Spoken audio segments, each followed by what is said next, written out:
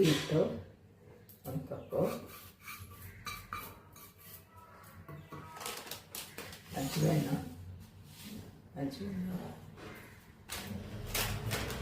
ಅಚ್ಕಾರದ ಪುಡಿ,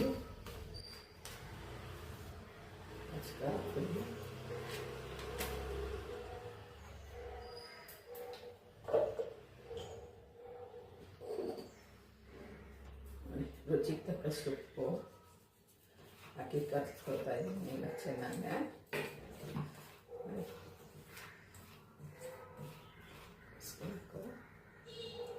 ಬಿಸಿ ನೀರಿನಲ್ಲಿ ಚೆನ್ನಾಗಿ ಕಲಿಸ್ತಾ ಇರಬೇಕು.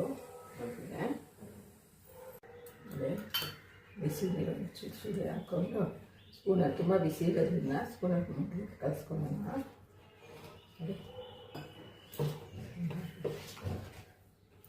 ತುಂಬ ಗಟ್ಟಿನೂ ಬೇಡ, ತುಂಬ ತೆಳ್ಳಗೂ ಬೇಡ, ಮೀಡಿಯಮ್ ಆಗಿ ತುಂಬ ರುಚಿಯಾಗಿರುತ್ತೆ. ಉದ್ದಿನಬೇಳೆ ನೀವು ಪಟ್ಟು ಮಾಡ್ಬೋದು.